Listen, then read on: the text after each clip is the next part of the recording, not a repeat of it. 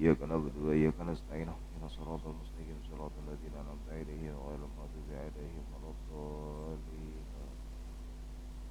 بسم الله الرحمن الرحيم. الحمد لله الذي يكتف إذا شاء في قلوب المريدين لوعية الإرادة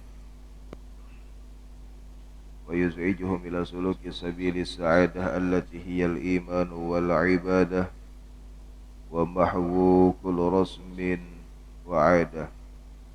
اللهم صل وسلم وبارك وكرم على عبدك المجتبى المصطفى سيدنا محمد سيد أهل السيادة وعلى آله وأصحابه سادة القادة. سبحانك لا علم لنا إلا ما علمتنا إنك أنت العليم الحكيم ولا حول ولا قوة إلا بالله العلي العظيم.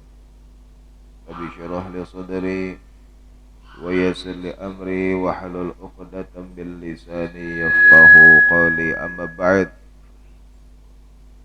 Alhamdulillah, puji syukur kehadirat Allah Subhanahu wa taala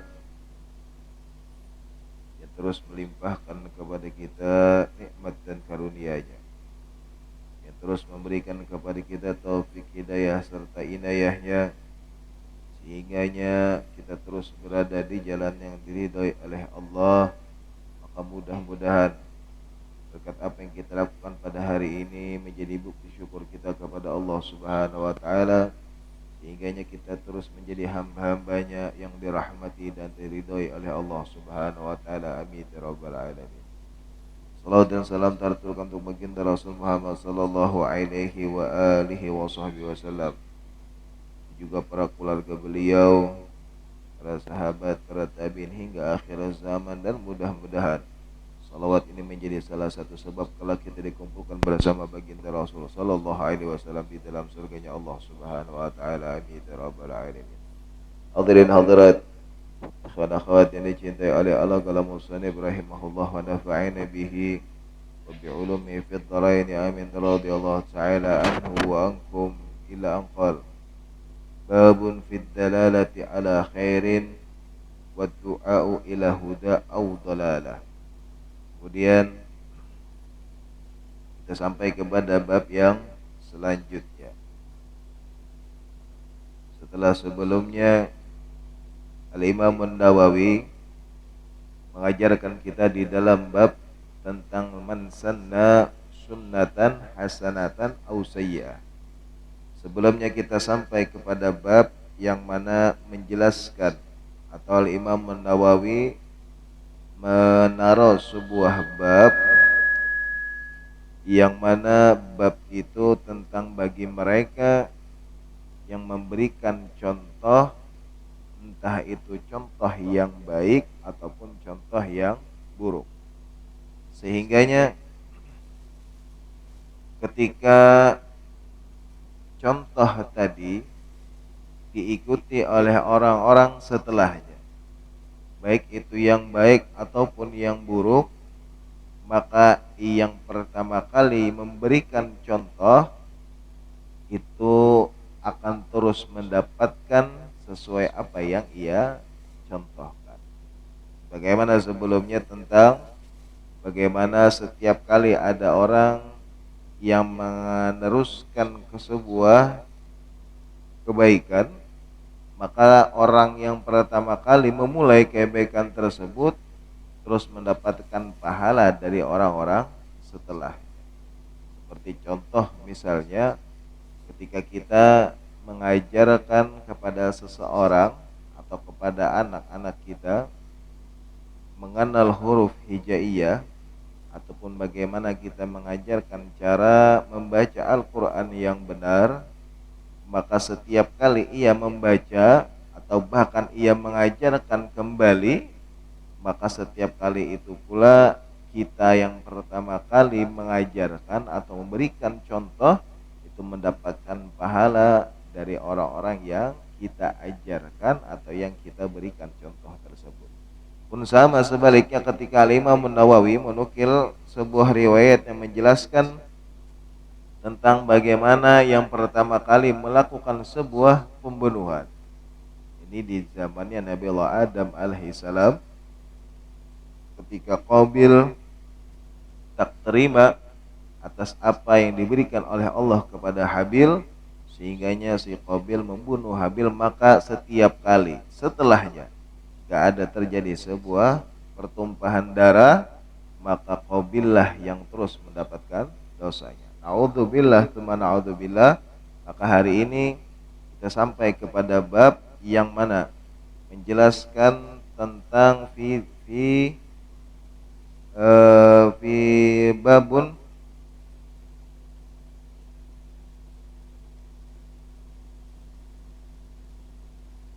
fid dalalati ala khairin wad du'a ilal huda awid dalalah. Jadi di sini dijelaskan tentang bab yang menunjukkan kepada kebaikan dan bagaimana kita menyeru bukan hanya sekedar istilahnya memberikan contoh, tetapi bagaimana juga kita selain memberikan contoh, tetapi kita membawai orang untuk melakukan hal-hal yang baik. Sehingga dikatakan babun fid dalalati ala khairin wad du'a ilal huda awid dalalah. Bab yang menjelaskan tentang bagaimana kita menunjukkan kepada sebuah kebaikan dan mengajak orang untuk masuk kepada kebaikan tersebut atau sebaliknya. Di awal bab Al-Imam An-Nawawi menukil sebuah ayat yang dimana Allah Subhanahu wa taala mengatakan wad'u ila rabbika wad'u ila rabbik. Kata Allah Subhanahu wa taala, ajaklah dan berdakwahlah engkau kepada untuk mengajak orang-orang kembali kepada Allah. Artinya ini perintah kepada baginda Rasul khususnya dan kepada seluruh umat baginda Rasul secara umum. Artinya perintah ini kada khusus gasan baginda Rasul. Artinya kepada semua umat baginda Rasul pun ini ditujukan kepada semuanya. Sehingganya di dalam hadis baginda Rasul pernah mengatakan, balighu anni walau ayah. Sampaikanlah, kata baginda Rasul sallallahu alaihi wasallam, dariku walaupun hanya satu ayat. Ini kemudian menjelaskan tentang perintah kepada kita semuanya untuk mengajak setiap manusia untuk kembali kepada Allah Subhanahu wa taala. Kemudian di dalam ayat yang selanjutnya Al-Imam An-Nawawi menukil sebuah ayat, ini surah An-Nahl, di mana Allah Subhanahu wa taala mengatakan wa qala ta'ala ud'u ila sabili rabbika bil hikmati wal mau'izatil hasanah. Kata Allah Subhanahu wa taala, ud'u ila sabili rabbik, serulah atau ajaklah manusia kepada jalan rabbik, kepada jalan Tuhanmu. Ini kepada Allah Subhanahu wa taala dengan cara apa? Bil hikmah wal mau'izatil hasanah. Ini dengan hikmah dan nasihat yang baik. Maka para ulama tafsir menjelaskan bahwasanya ketika kita mengajak manusia atau mengajak orang-orang, kita membawai orang nih supaya mendekatkan diri kepada Allah, yang pertama kali itu bukan dengan ceramah atau kemudian pengajian, kada. Yang pertama kali itu adalah bil hikmah, yakni dengan hikmah. Atau kata para ulama tafsir, hikmah ini bisa diartikan dengan cara akhlak yang baik, sebagaimana yang dicontohkan lawan baginda Rasul. Ketika pertama kali baginda Rasul sallallahu alaihi wasallam berdakwah, yakni baginda Rasul berdakwah dengan cara menampakkan akhlak beliau yang luar biasa. Kayak apa kita rancak mendengar bahwa baginda Rasul jadi jalan yang diludahi, yang dicaci maki, yang kemudian sidin sembahyang dilempari kotoran dan segala macam, tapi baginda Rasul kada pernah yang istilahnya membalas apa yang dilakukan oleh orang-orang yang tidak beriman kepada baginda Rasul.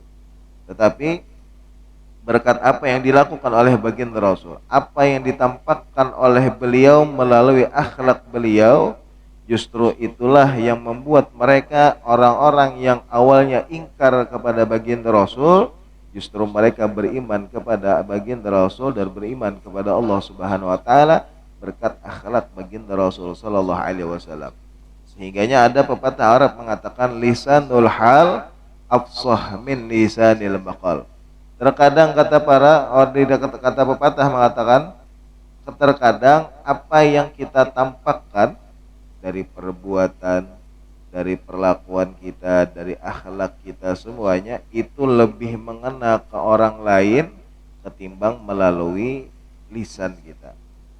Kadang kita yang menyampaikan melalui lisan, entah itu menasihati atau apalah segala macam, tetapi kalau bertentangan dengan perilaku kita, kadang orang kada terima. Contoh misalnya kita menyuruh orang jangan berdusta aja, tetapi kita seorang berdusta, maka pasti orang kemudian menilai istilahnya apa yang kita sampaikan itu mengena di orang lain. Tapi kalau kita mengajarkan dengan akhlak kita, artinya dengan perbuatan kita, itu lebih mengena ketimbang lisan kita. Artinya yang dilihat itu lebih mengena daripada yang didengar. Makanya diperintahkan oleh Allah Subhanahu wa taala pertama kali ketika Allah memerintahkan untuk berdakwah, mengajak orang kembali kepada Allah, itu bil hikmah, yakni dengan hikmah.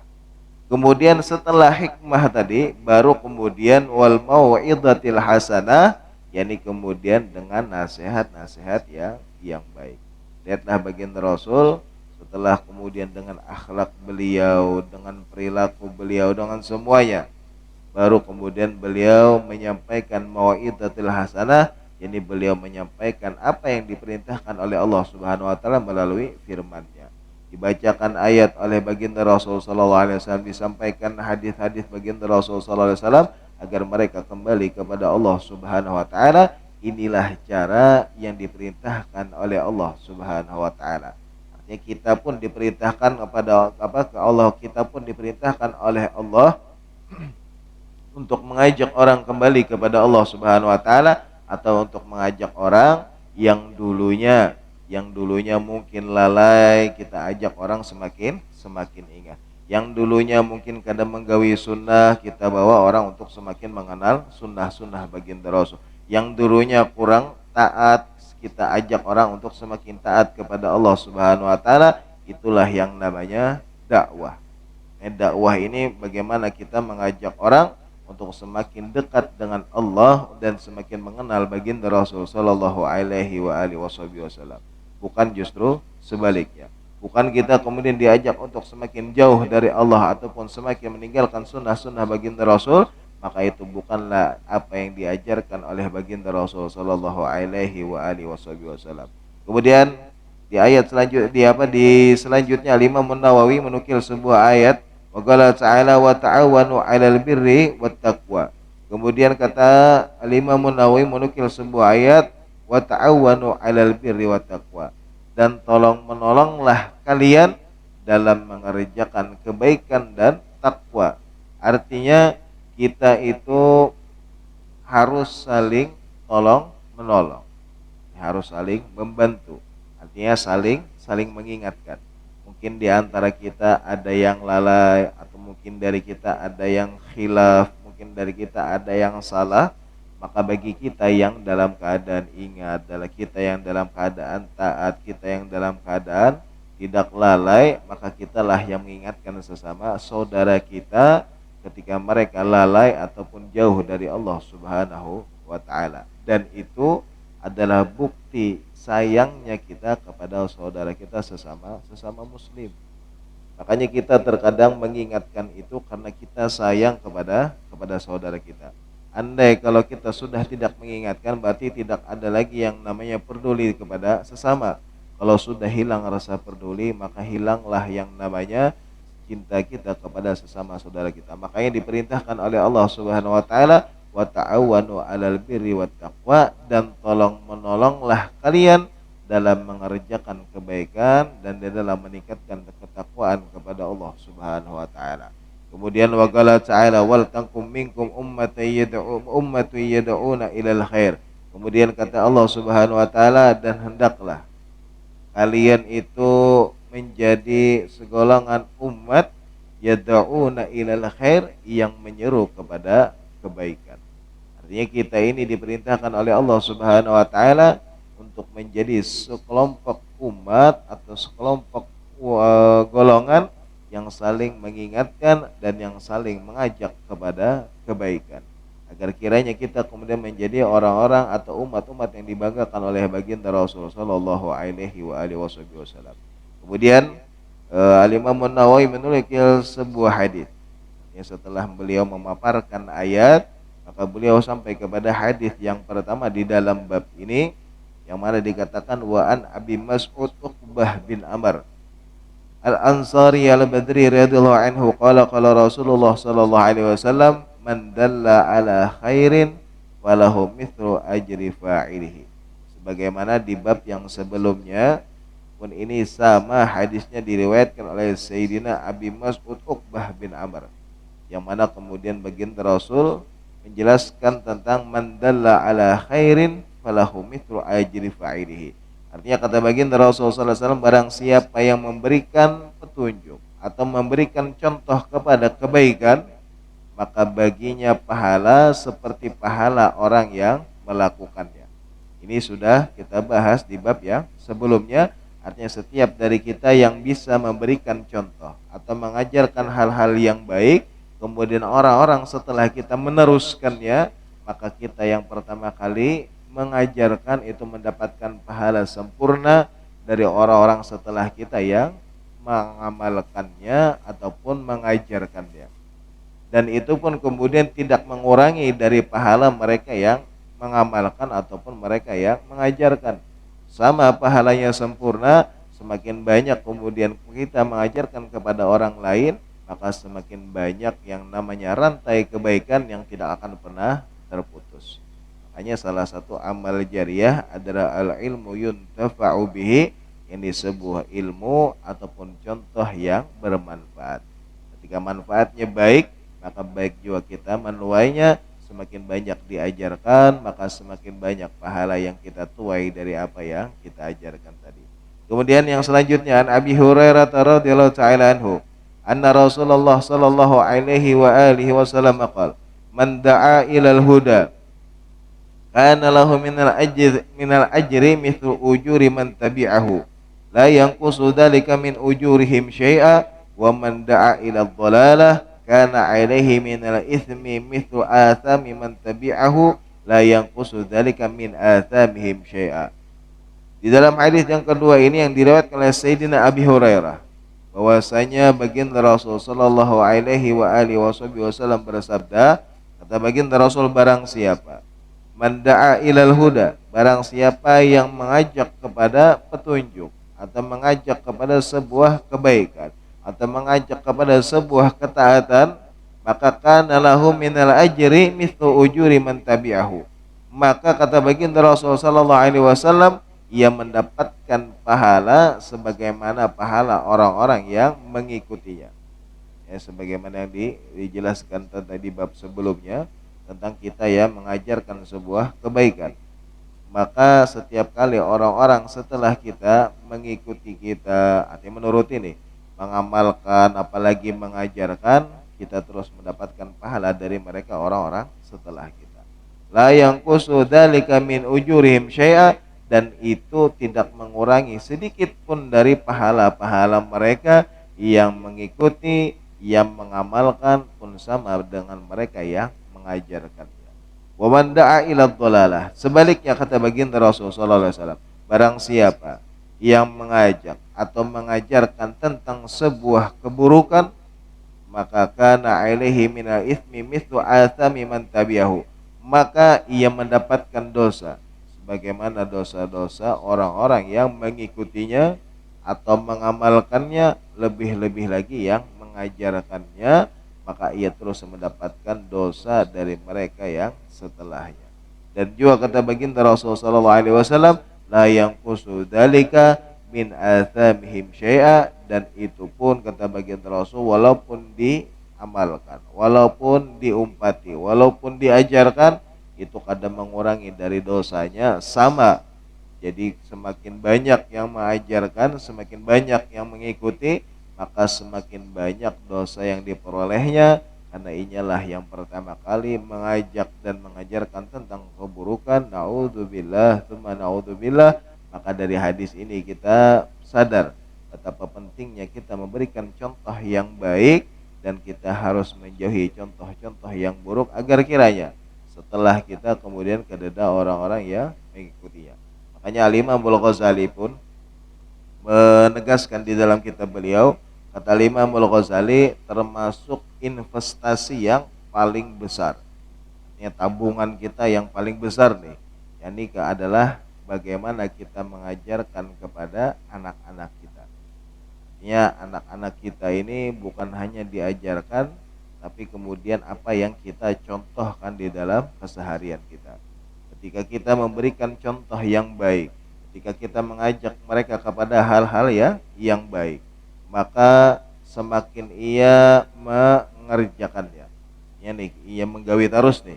Kita lajari inya sembahyang misalnya, atau kita lajari inya membaca Al-Quran, belajar mengaji, atau kita ajari akhlak yang baik, kita berikan contoh yang baik, kemudian itu ditirunya, diamalkannya, maka sampai inya tuha, sampai inya pulang mengajarkan ke anaknya, ke cucunya semuanya, maka itu menjadi tabungan kita kelak di akhirat di hadapan Allah Subhanahu wa taala.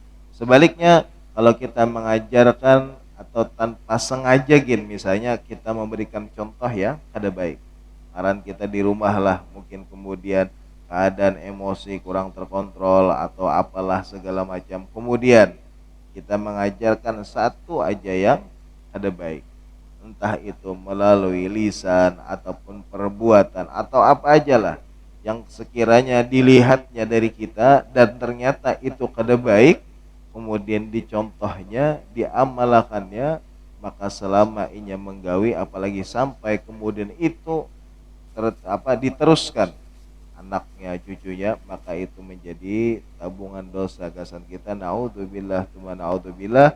Makanya ujar Imam Al-Ghazali di dalam kitab beliau, kayak apa caranya kita itu memberikan contoh yang baik kepada anak-anak kita, karena itu adalah investasi yang paling besar yang bisa menguntungkan pun sebaliknya bisa merugikan. Makanya kayak apa caranya kita memberikan contoh yang baik, setidaknya walaupun kita kadakawa, kita arahkan agar inya menjadi orang yang baik atau meniru mereka orang-orang yang baik. Sekiranya itu menjadi tabungan kita kelak di hadapan Allah Subhanahu wa taala. Kemudian hadis yang selanjutnya, Abil Abbas Sahal bin Sa'ad As-Sa'idi, anna Rasulullah sallallahu alaihi wa alihi wasallam qala yauma Khaybar. Kata baginda Rasulullah sallallahu alaihi wasallam ketika di perang Khaybar. Jadi Khaybar itu sebuah peperangan yang dihadiri oleh baginda Rasulullah sallallahu alaihi wasallam. Ketika itu baginda Rasulullah sallallahu alaihi wasallam mengatakan, la u'tiyanna hadhihi raya ghadan rajulan yaftahullahu ala yadihi yuhibbullaha wa rasulahu wa yuhibbuhullahu wa rasuluhu fabatan nasu yadukuna lailatahum ayyuhum yu'taha falamma asbahan nasu ghadawr ala rasulillah sallallahu alaihi wasallam kulluhum yarju ayyu'taha wa qala aina Ali bin Abi Thalib faqila ya Rasulullah yashtaki ainai qala fa arsilu ilaih fa utiya bihi fa basaqa Rasulullah sallallahu alaihi wasallam fi ainaihi wa da'alahu fa bariya hatta ka'an lam yakun bihi waja' fa atahu rayah wa qala Ali radhiyallahu anhu ya Rasulullah uqatiluhum hatta yakunu mithlana wa qala unfut ala rislik hatta tanzila bi sahatin thumma du'uhum ila al-islam wa akhbirhum bima yajibu alaihim min haqqillahi ta'ala fih wallahi li an yahdiyallahu bika rajulan wahidan khairun laka min humrin ni'am muttafaqun alaih. Kata baginda Rasulullah SAW di dalam hadis ini, di dalam sebuah peperangan atau perang Khaybar yang dihadiri oleh baginda Rasulullah SAW, ketika itu baginda Rasul mengatakan, kelak besok kata baginda Rasulullah SAW, akan aku berikan rayah. Rayah itu bisa diartikan sebagai bendera atau liwala. Pokoknya walhasil itu sebuah bendera yang dibawa di dalam sebuah peperangan. Kata baginda Rasul, akan aku berikan bendera ini besok kepada seorang yang mencintai Allah dan Rasulnya dan dicintai oleh Allah dan Rasulnya. Jadi kalau mencintai Allah dan Rasulnya itu sudah pasti para sahabat tahu bahwa semua dari para sahabat itu mencintai Allah dan Rasulnya. Tetapi yang dikatakan oleh baginda Rasul kada sampai di situ. Ujar baginda Rasul, yuhibbuhullahu wa rasuluh, dan Allah mencintainya dan Rasul pun mencintainya. Artinya orang ini bukan hanya mencintai Allah dan Rasulnya, tetapi dicintai oleh Allah dan Rasulnya. Sehingganya kata Abil Abbas, fabatan nasu yadukuna lailatahum. Sehingganya para sahabat malam itu kededa yang guring. Artinya memikirkan nih, siapa garang yang pacangan diberi bendera lawan baginda Rasul nih. Kalau kita dikatakan mencintai Allah dan Rasulnya, setiap dari kita mencintai Allah dan Rasulnya. Tetapi ketika baginda Rasul mengatakan dicintai oleh Allah dan Rasulnya, berarti orang ini adalah orang yang istimewa. Maka malam itu semuanya ada yang berpandiran, memandirakan deh. Siapa yang kemudian orang yang benar-benar dicintai oleh Allah dan Rasulnya. Maka ketika pagi hari, ketika siap untuk berperang, ternyata yang dicari oleh baginda Rasulullah SAW adalah Sayyidina Ali bin Abi Thalib. Padahal setiap orang ketika itu berharap akan diberikan bendera lawan baginda Rasul. Sebab sudah ada istilahnya jaminan nih lawan dari baginda Rasul bahwa bukan hanya cinta Allah dan Rasul, tetapi dicintai oleh Allah dan Rasul. Makanya kemudian, tetapi setelah dicari Sayyidina Ali, ujar para sahabat, ya Rasulullah, yashtaki ainai, bahwa Sayyidina Ali ini lagi sakit mata. Beberapa kali diulang, tetap yang dicari adalah Sayyidina Ali bin Abi Thalib. Sampai kemudian dipanggillah Sayyidina Ali, maka kemudian fabasaka Rasulullah SAW, maka diludahi lawan baginda Rasul. Matanya Sayyidina Ali diludahi baginda Rasul. Sehingganya kemudian wada'alahu, didoakan lawan baginda Rasul, kemudian sembuh seakan-akan kada pernah sakit mata. Maka diperintahkan baginda Rasul sallallahu alaihi wasallam untuk menyampaikan apa yang diperintahkan oleh Allah Subhanahu wa taala kepada mereka yang memerangi baginda Rasul di kala itu.